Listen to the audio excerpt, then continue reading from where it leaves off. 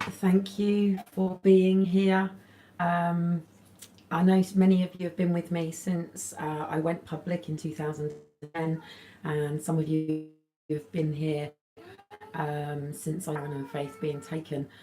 I didn't start in June 2013. But today is the anniversary of um, Aaron and Faith actually being taken 6 years ago.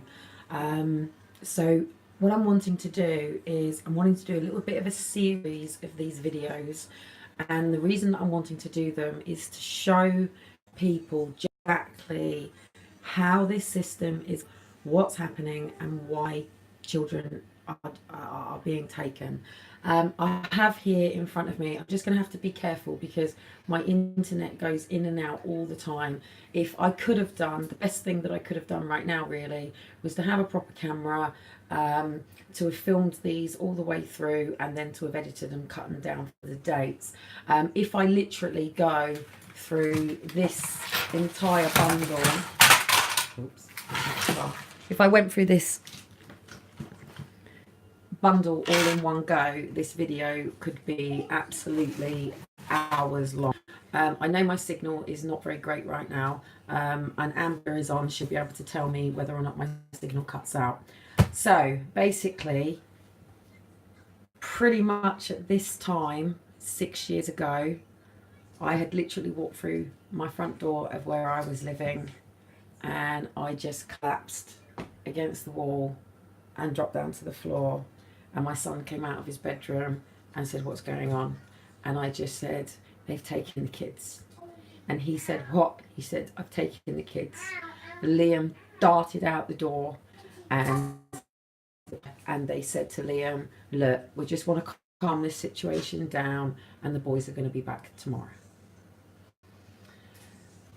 This bundle that I have here, I didn't get until after the court case was over, so I never really knew what was in this file until the whirlwind had happened. Now, I did a video on the 28th of October, which was the day that I went to meet with Save the Family, talk about why I was coming there, and then I actually moved in on the 31st of October, which was Halloween night. Now, I was in my element. I thought I was safe. I thought everything was great. Hence the name Save the Family.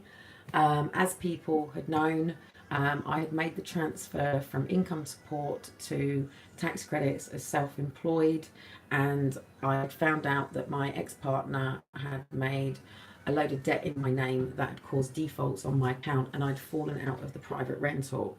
This was meant to be a strategy for me to go into social housing. I haven't lived in social housing since I was 11 years old, and I've never actually been a priority for social housing.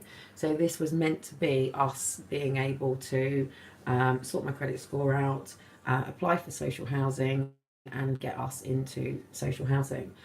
Elijah's still up at the moment, but I've decided, rather than selling him just now, to do this because of the time and energy of when this happened. Now, what I'm going to do is I'm going to break this down over a number of dates. So I'm just going to talk briefly about what happened today and how it got to this point. And then on the 14th, which is tomorrow, I'm going to show you through this and literally take you through the first document that took my kids. And then I'm going to do another one on the 17th of December, which was the next court date. And then I'm going to do another on, I'm going to show you as well how you go through this to make sure that you have your paperwork if this happens to you as well. So just flicking through, I'm going to do another one on the 7th of January, and then literally through the times leading right up to trial, which was on June 19th. The next one. So literally all of these dates, I'm going to write them down and I'm going to have them put properly down. And the reason that I'm doing this is because when social come into your life, it isn't like real living. It's not like your normal day-to-day activities carry on, and it's not like you're not in control of the situation. Everything becomes within the courts. The judge becomes the person who's striking the order. You've got all of these people, and they've got protocols and processes to follow. So it's a very inhumane system already. And of course, in this there's little children. I was talking on Crackbook earlier on, and I was talking about like how you explain to children under 5 about the day of Christmas, and you do things in sleeps. So tomorrow, children don't necessarily understand. They understand 1 sleep, 2 sleeps, 3 sleeps. So I'm just going to explain today, and then literally tomorrow I'm going to come on again to go through this first document, and then I'm going to do it per date leading all the way through June. So basically this morning, 6 years ago, I was literally meeting with a social worker. I'd met with a social worker on the 5th of December, and I'd had a call what would have been yesterday to say that the social worker was coming out to see me on the 13th to basically get everything ready to put into the plan to make sure that they were doing what they should have done. And obviously, as you know, this went horrendously wrong, and I'm going to tell you how. So basically, as you know, I was at Save the Family. My what you call housing officer was on maternity. She kept being off sick. I had nobody sort of getting on with the work that was going on. I had 2 little babies with me. Aaron was 3 at the time, and Faith was 2. And Liam was with me, who was 15 at the time, and Daniel had actually remained with his father. He'd lived with me prior to all of this, but because he was in school and I'd gone from Preston to Wales, Daniel was staying, and I was only hoping to be at Save the Family until Christmas. I was actually hoping to get in and out, to be honest, and in the home by Christmas. But once I got in, it's like a trap. Once you're in processes and procedures, it's a trap. It doesn't have normal flow. It doesn't have normal living. It doesn't have normal understanding. You don't make your own decisions, and you're basically waiting for everybody to be in place. So, as I've explained to people, I have a condition called Ehlers-Danlos syndrome. Just to show those again, if you can see the way my knuckles move.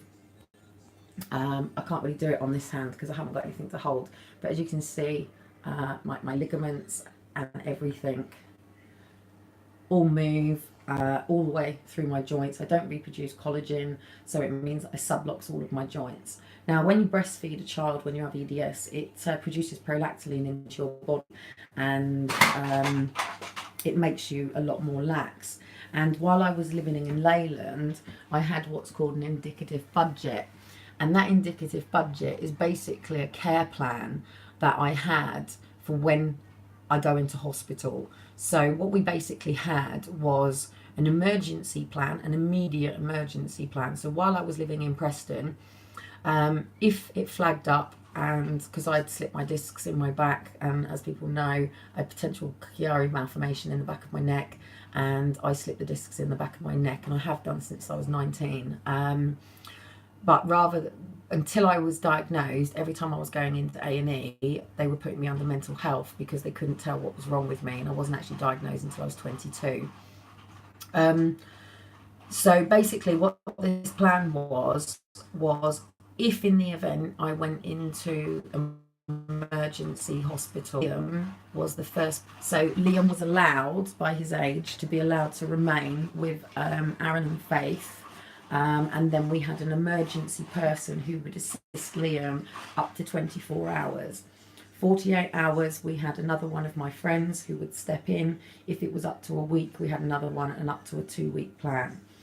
Now, if I was not well, I had a 14-hour week, a 14 and a half hours indicative budget. That meant that someone coming in the morning and someone coming in the evening to assist me with obviously getting everybody out in the morning and obviously getting everybody ready. I raised my kids myself.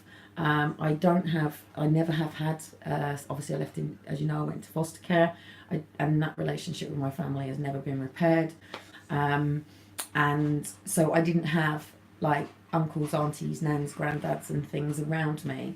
But where I was in Save the Family, I had one of my aunties who lived down the road. So basically, I spoke with Save the Family and I said, in the event of an emergency, that my auntie would be allowed on site. And this was all they were meant to do. Somebody wants a story. I'd love to read you a story just now, but I'm just going to finish this and then we can read a story. Would you look at that down there for me? Yeah? Okay, and then Mummy come and read you a story when I've done this. Kiss, kiss. I'll read you a story in a minute, yeah? Oh no! Okay, can you read me the story then? Oh, this is when I really don't like it because my son comes first all the time. Go and do this then. Shall we go and lay down and do this, yeah? Yeah, let's go and lay down and do this. He might go to sleep. So basically, I'm tangling, bless his cotton socks. Oh, what I should have probably have done is waited until 10 o'clock when he went to sleep. Yeah? No? Do you want to tell a story with Mummy on here? No? Okay, do you want monster trucks on for a bit? No, he might. Oh, see, I don't like this because kids come first with absolutely everything. They always have done. And he should have been in bed. But unfortunately, I don't turn my phone off, and I got a load of phone calls earlier on, so we're behind. And he's. Yeah, are you ready for bed? Yeah? Can't show him the babies because I'm on my phone. That's a tractor, darling. That is a tractor. Shall I put tractors on here for you so you can have a look? Just 2 seconds. Tractor! Yeah, a tractor. Let me just put tractors on and give Mummy sort of 10 minutes. Tractor, I'm ready for. Are you ready? Some people may know that obviously I do have 2 other children. What about tractors with Blippi? Tractors for... Sorry, guys. Well, actually, I'm not sorry. I have children and they come first, so I'm not sorry. Tractors. There we go. If you watch those tractors... Tractors! There you go. And if you have a look through your book... Uh-oh. And then you've got your book to have a look at some tractors. Wow, what's that? Kiss, kiss. I'm in a minute. Love you. Right, okay. So, basically, all that was meant to happen was that the reasonable adjustments were meant to be made as a mother who had Ehlers-Danlos syndrome to allow my auntie to come on site and for my son to be able to be with his brothers and sisters on site, because obviously he was 15 and they didn't have all of the paperwork. One of the difficulties per different council is the paperwork belongs to that council. So if you move to another area, they don't have the same paperwork, which is really shit. So I met with the social worker on the 5th of December and she had gone and obviously spoken with her managers and everything, and they had basically agreed to come out and oversee this being done, because adult social services was so underfunded they couldn't bring anybody in for quite a while. And where I was living at the time, and I'm going to talk about why Save the Family then got closed down in May after my complaints, and there's some information that I now know that was said, but I'm not going to tell you until tomorrow, because I didn't know until tomorrow until I walked into that courtroom. In fact, I didn't even know I was going to court. I thought this was all going to sort itself out. So if I just explain, one of the challenges that I was having was they controlled the heating at Save the Family, and at about 1-2 o'clock in the morning it would get really cold, and both Aaron and Faith were dry through the day and the night. Faith was just starting in the nights, and because it was so cold, she would then wet her bed and then get into my bed, wet my bed, and then in the morning I had all of these sheets, and where I was living was a 2nd floor flat, and then you have to come downstairs and go across to the yard, and you would go across to where the washing was. Now, it wasn't like normal housing, so I've got to go down these stairs with 2 babies, across with the laundry, and then on this particular day, this was on the 5th of December. I'd gone over and I'd literally slipped because somebody had left water all over the floor. And as I did that, it jarred my back. Now, I hadn't caused absolute complete dislocations, but I'd caused a subluxation in my back. So literally, I was walking around like a robot, preventing my back. Now, under normal circumstances, if I'd been living in Leyland, I would have gone down to my Leyland physio. They would have put all the heat packs on, we would have sorted it out, I had all my plans and everything would have been great. But because I was living in Save the Family, which was in isolation, I hadn't even been registered with a doctor by this time either. And I was literally just sorting all this stuff out. I was hiring a car, so I didn't have a car that particular week. I was rehiring it when I would go and see Liam and Daniel. So literally on this particular day, so this is exactly how it happened and what happened, okay? So you have an Ehlers-Danlos syndrome mum. You also have 2 Ehlers-Danlos syndrome kids, but until they are 5, they are not physically actually diagnosed. That's just the way that their process works. But it was conclusive on the day that they were born. Faith had blue sclerosis, and Elijah was born. Shiloh. I get my kids mixed up now. And Aaron was born the same as Liam with a subluxed shoulder. Now, I would love to sort of say the information that I do know, what was being said between the police and everybody, but that would take away how it just went flip, okay? So basically, there was going to be a meeting on this day over at Save the Family, and this was a meeting to deal with the complaints that I had made on the basis that they controlled the heating, the issues going over in the washing room, the fact that the park that was opposite my closed, all the facilities were closed, and also Save the Family were only focused on the Christmas play that they were having. And this Christmas play was basically a fundraiser to get money for people at Save the Family. Now, the funny thing is we'd managed to talk them into getting the community involved rather than it just being college students. And Aaron and Faith came along with me to this mind thing that we had.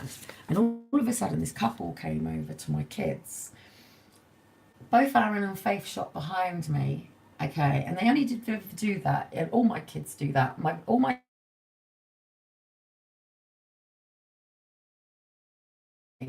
And this couple, oh dear, don't do this to me right now.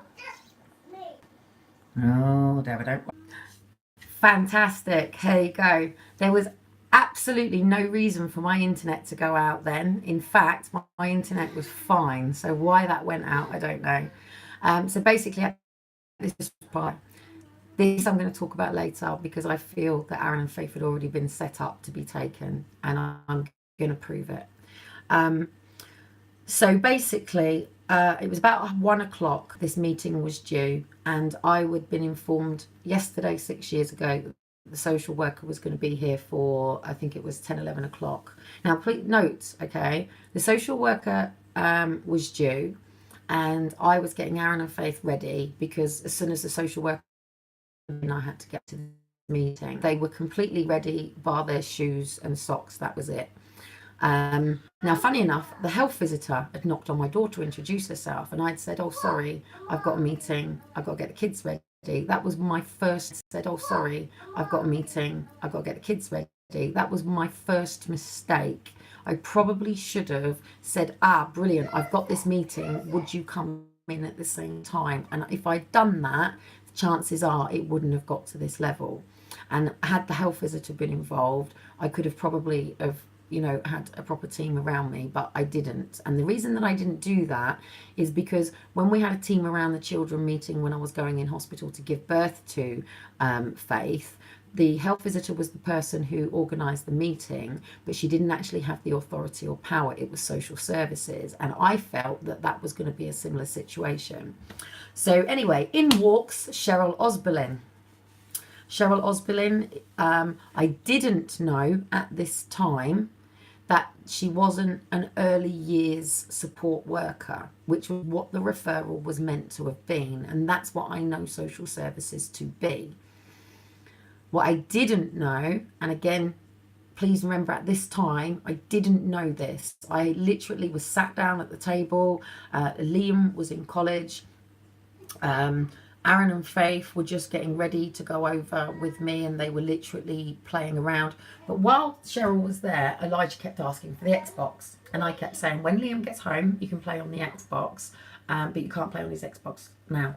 So I would close Liam's door, and then Aaron came in the living room. Now, I didn't have all of our stuff because it was still in storage in Leyland, and Save the Family had made it very difficult for me to move. In fact, they'd actually said that I had to maintain with their stuff in there and I couldn't move my stuff in. One of the things that I was asking to move out was the sofa. It was like this 30-year-old sofa, and I already had a chair that was conducive for my back, and this chair was causing me to hunch and causing me injury. I also had a bed that didn't have a leg on it, and it was rolling. But they wouldn't allow me to move it on anyway. And when you have a physical condition, you pretty much live very prepared because you have to maintain your condition every day. So basically, I sat down with this social worker, and I had a couple of things around, and she was like, "Oh, okay, you're into Tony Robbins." She said, "Oh, I've known my friend's like been into Tony Robbins for like 10 years. She's been trying to talk me into going for years." She said, "I actually went."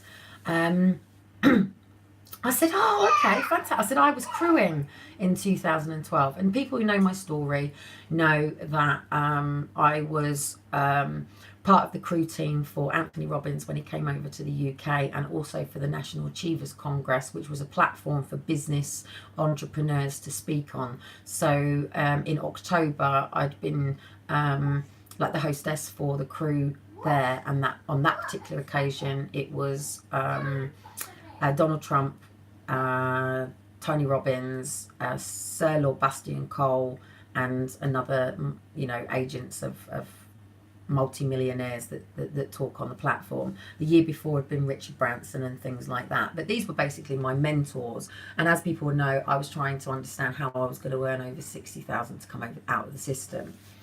So for about 2 hours, we'd had a general conversation with the social worker. So that included explaining to her why I don't have my mum and my dad in my life in normal terms, being in foster care, what led me to going into foster care.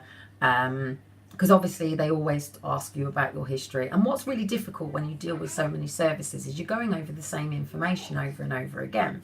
So anyway, I'd explained to her my indicative budget. I'd explained that I'd been working with social services in Leyland. Something that I explained to you tomorrow, and I'm not going to say now, is I didn't know that my kids had already been allocated to children in need.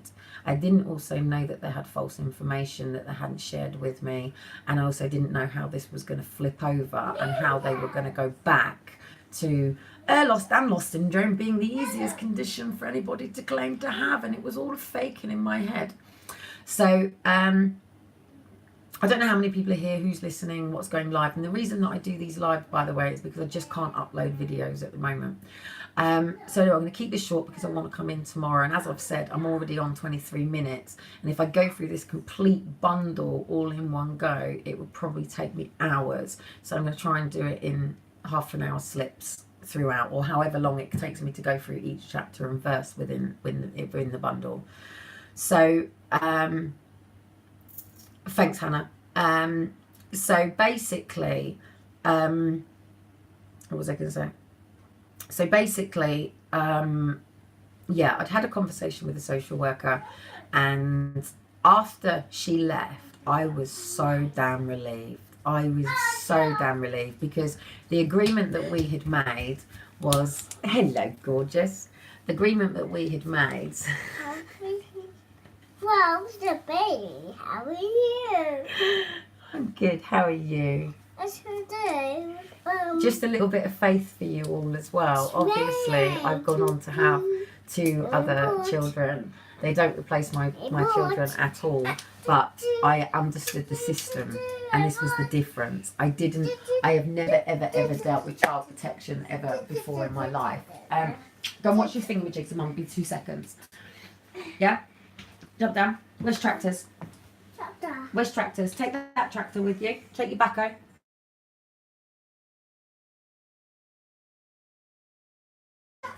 So literally, I was getting the kids ready to go across to the meeting.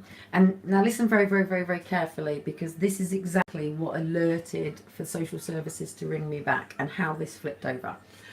So Aaron ran into Liam's bedroom going, Xbox, Xbox, Xbox, Xbox. Social worker is not here, she's gone, and I'm trying to get over to the meeting, which I'm now 15 minutes late for.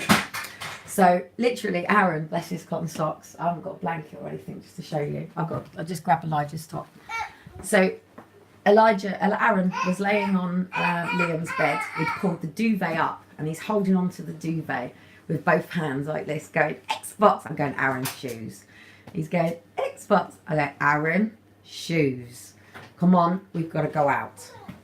So he's sort of in Liam's bedroom. I've got Faith ready. Faith is going, Aaron's being naughty. I'm going, Faith, come on, we've all got to get ready.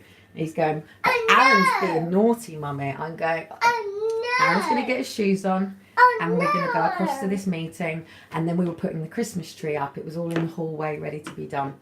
And then Daniel was coming over, and we were actually going snowboarding for the Christmas. And do you know what? Bless his cotton socks. It makes me cry, but it also makes me laugh, because I know how adorable and how sweet he is. So anyway, I'm going, come on, we've got to go. That's it. Foot goes down. Aaron, we're going. So anyway, what I did is I'm going to try and see if I can just hook this onto my stand so I can show you properly, because a lot of people don't understand this. Right, so basically, you've got a 2-year-old boy laying down in the bed, duvet wrapped around his head, like wrapped up to his neck like this. So all I did was 2 hands at the back of his head like that, because 1, he's got the duvet, I can't get access to his arms, and 2, yeah, as you know, we subluxate and dislocate our shoulders. You can see literally the motability within my shoulders. So Aaron is exactly the same. And when Liam was 2, I actually picked Liam up by his arms and I dislocated his shoulder. I didn't do it on purpose, of course. We didn't know he had EDS. So basically, I've just gone like that. And as he's gone like that, he's gone down onto the floor, like literally just onto the floor, put his feet out. I've put his socks and shoes on, given him a hug, put his hat on, and then coats on, and we've literally gone out of the door. So we've gone, and the meeting's been moved. So we've gone round to where the meeting is. I take Aaron and Faith into the room where they're going to be staying while I go into the meeting. And I have a conversation with the worker there. And I was quite overwhelmed at the time, because I was really worried about hurting my kids. Note that word. I was worried about hurting my kids.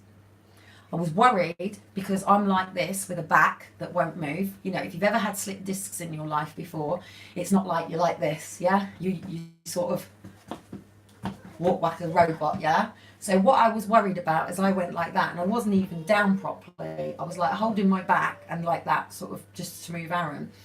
So anyway, that matter's over and done with. So I'm going to take it back off him. And I was speaking to a woman called Helen. Lovely Helen. Bitch, Helen. So anyway, I was quite emotional, and I'd said, I'm so relieved. I'm really grateful. Social services have agreed to transfer the plan over, but what we've agreed is that I'm going to go into a work sabbatical until the 6th of June. We're going to have another meeting on the 6th of June, and we're going to start getting all this process. I'd agreed to take a sabbatical while it's Christmas, and they basically said that yes, Liam could remain with the boys, yes, Liam could help with the boys, and yes, my auntie could come on site. That was going to be the agreement, but it had to all be done officially through them and on paperwork. We couldn't have any common sense.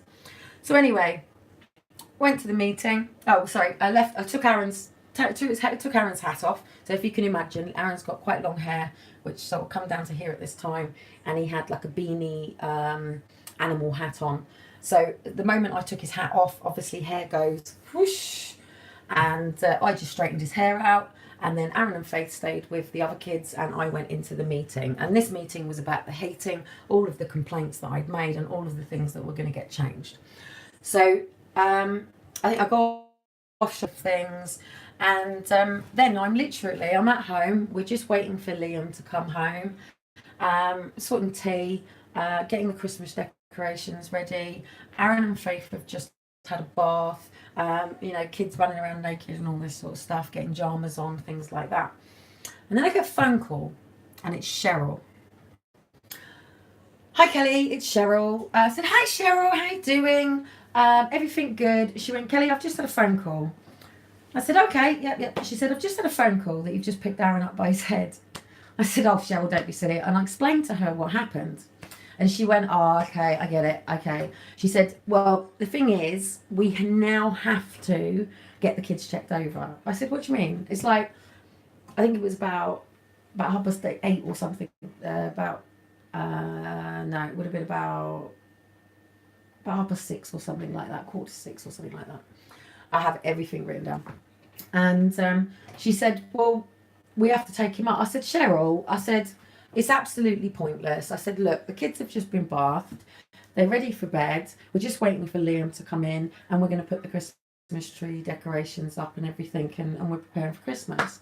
She said, Kelly, she said, if you don't agree, then I have to bring the police. I was like, what? You're kidding me. You want to bring the police for that?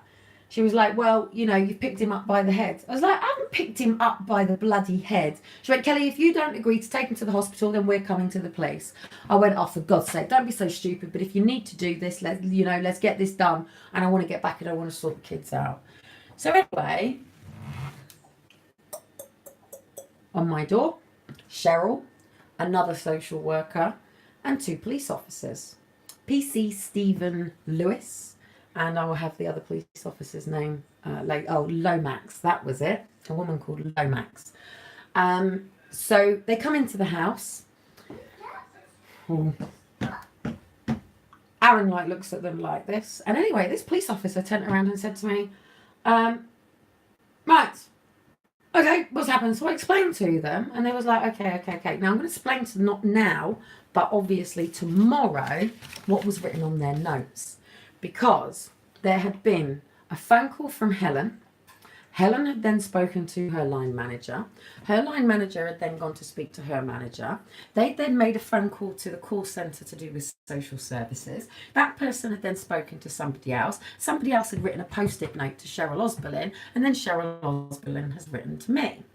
Cheryl Osberlin has then actually spoken over to ring to the call centre at the police. One police officer has then picked this call up. Then another police officer from there has referred it over to another police officer, and then 2 police officers have jumped in a car and come over to me with a handful of notes. Bang goes the EDS mother. EDS mother no longer exists. Now I've got a police officer stood in front of me, and they're basically saying, look, we've got to go and take the kids to be checked out. I'm going, look, what's wrong with the kids?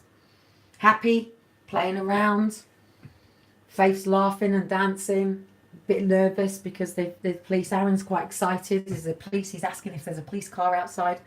So I had no choice, and Liam wasn't back.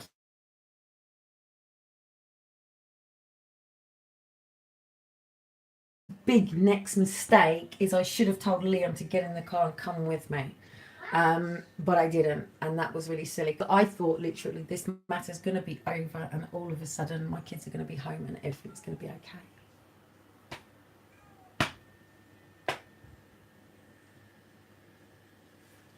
Bastards, fucking bastards.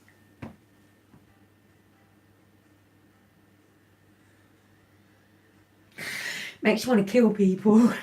It really does. It makes you want to fucking become a vigilante. It really does.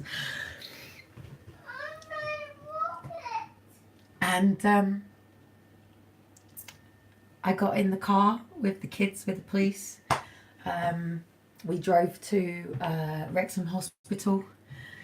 We went into a side place, and Faith's like running around like a normal girl, and Aaron is put before the doctor, and they're wanting to try and get him undressed.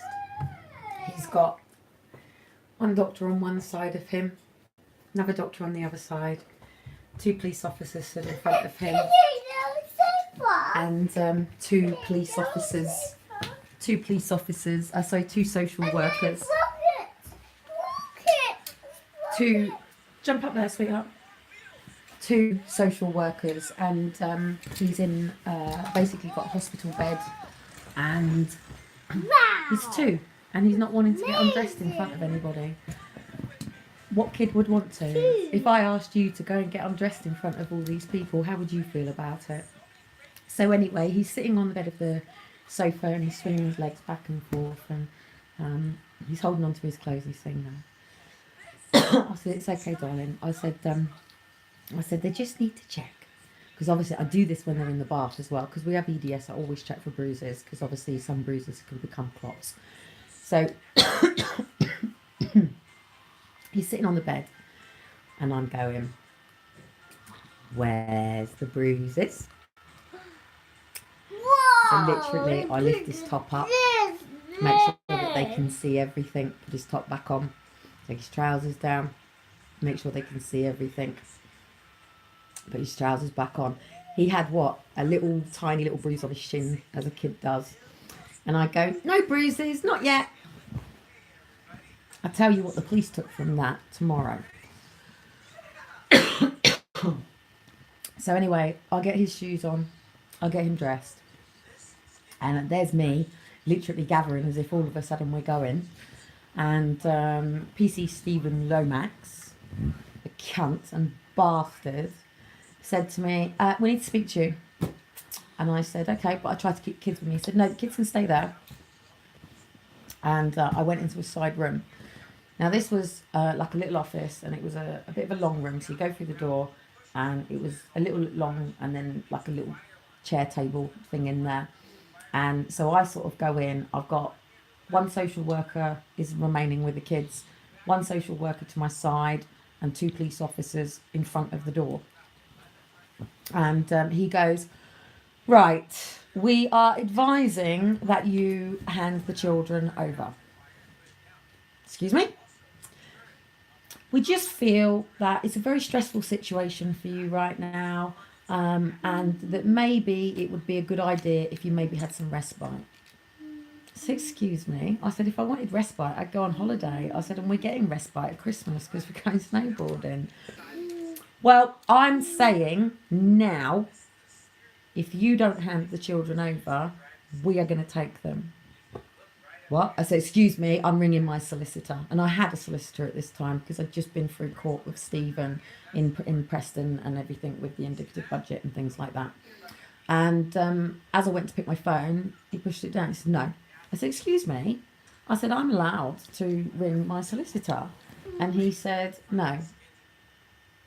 He said to me, if you say anything, if you make a noise, if you do not hand your children over, I'm going to take your children and you will never see them again, and you will not stay by them. Do you understand? I said, excuse me, who do you think you are? I'm going to get my kids. And as that's it, he pushed me.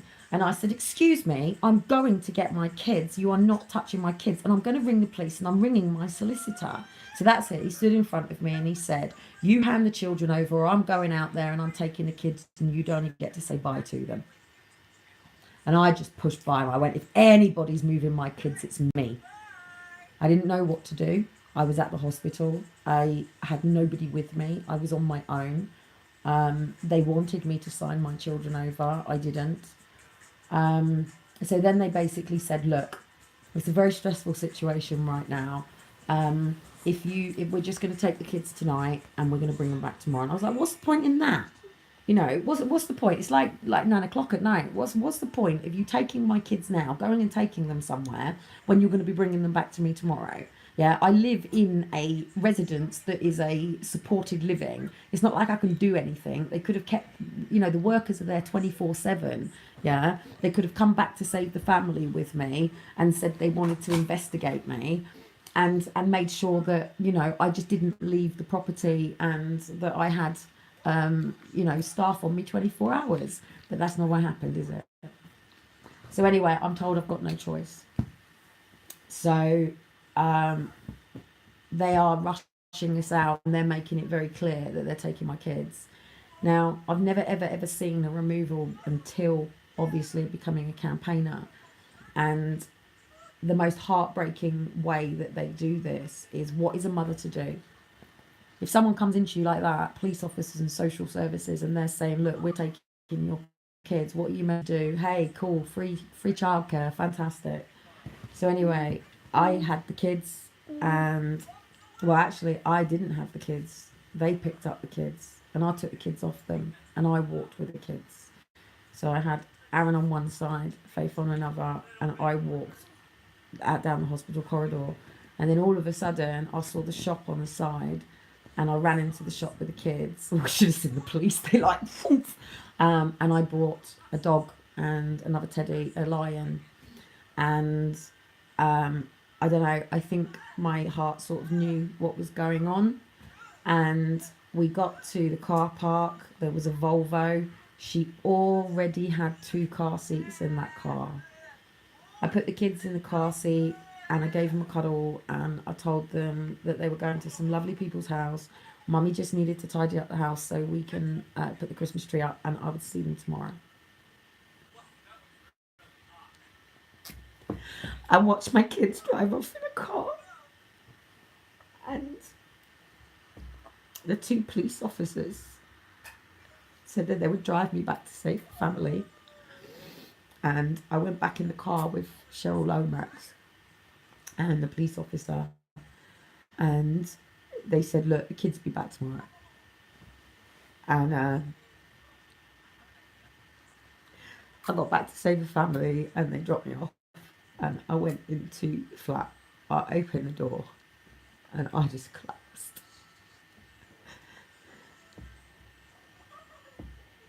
I just collapsed against the wall. Liam come out. He said, what's going on? I said, they've got kids. They've got kids. And he ran out, and the police officer was still out there. And they said to Liam, it's okay. Look, we just calmed the situation down, and the kids are coming home tomorrow.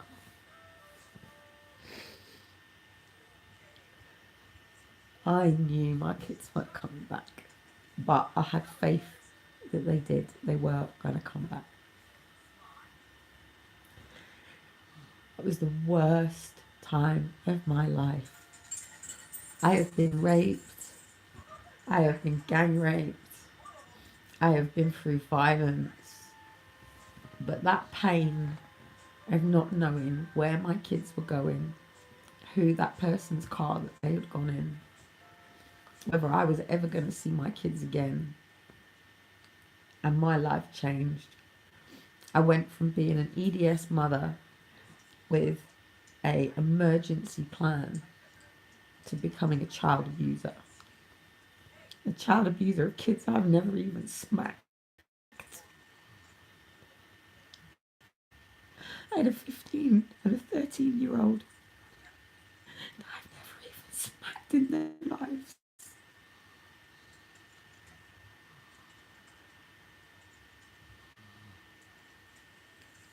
Liam wasn't removed from me. He was 15. He wasn't removed from me. They only took the 2 babies. If I was a child abuser, they should have taken Liam too. They didn't take me. They didn't arrest me. They just took the babies.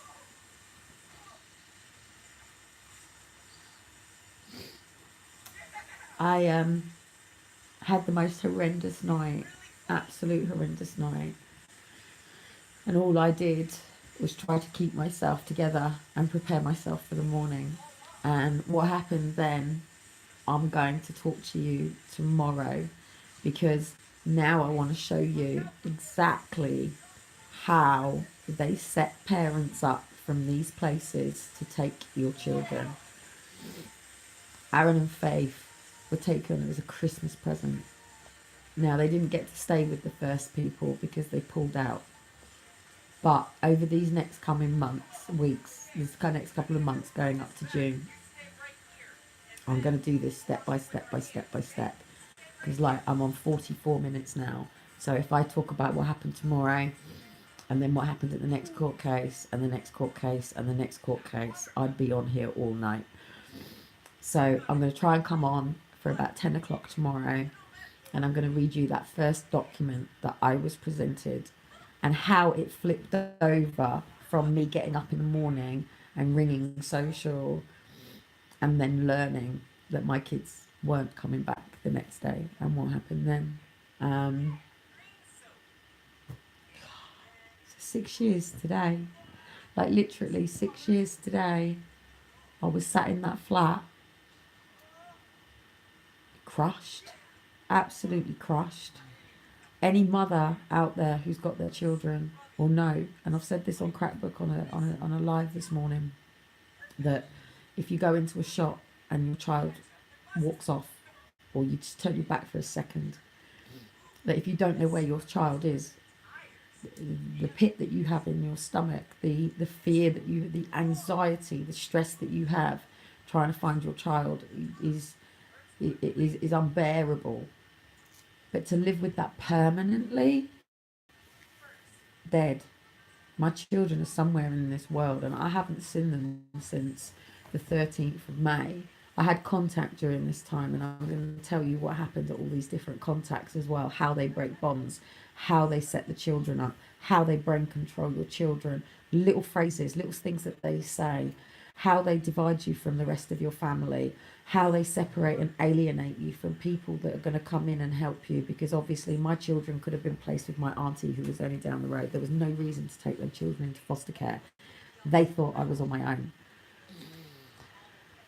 And I'm going to show you all the little things that they do. And the reason that I'm going to do it over these stage by stage by stage is, one, because they would just be too long. You know, you'd be sitting and watching, you know, something so long. And also I'm doing these because the people that I do these for really is Aaron and Faith. Aaron and Faith were taken when they were 2 and 3. They're now 9 and 8, or 8 and 9. And I do believe that they are in Wales. I've got a bit of an idea that they might be in Snowdonia area, only because they've been on an aeroplane and the aeroplane has gone over their house, and I know where there's an airport. So, you know, I've broken a couple of things down. So, and I do get post-adoption contact letters every October, which I didn't know. I've only been getting them for a while. So yeah, there you go. Today is a day where the past, the present, and the future just all collide. This is a sports car, sweetheart.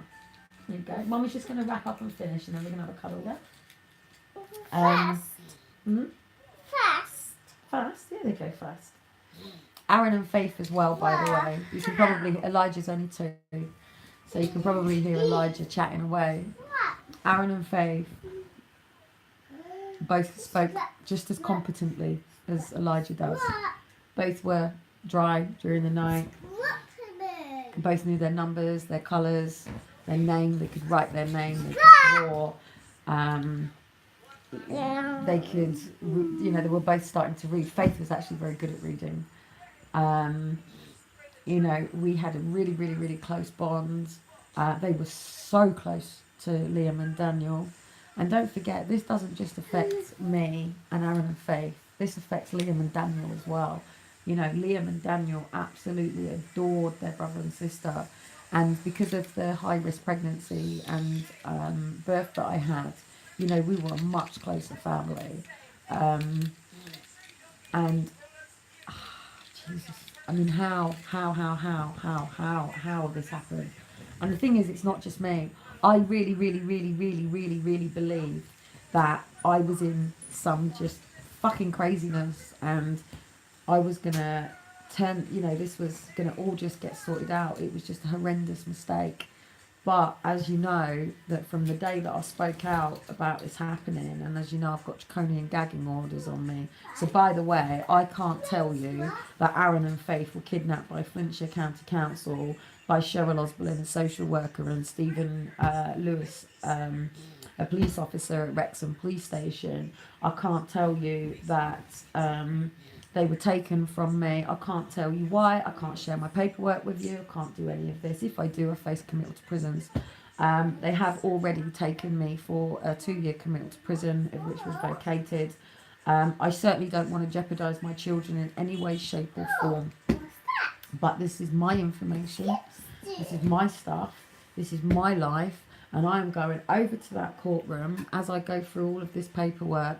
You're going to basically help me.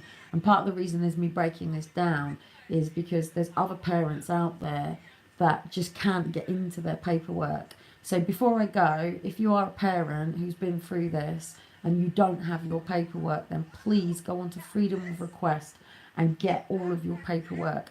And as I go through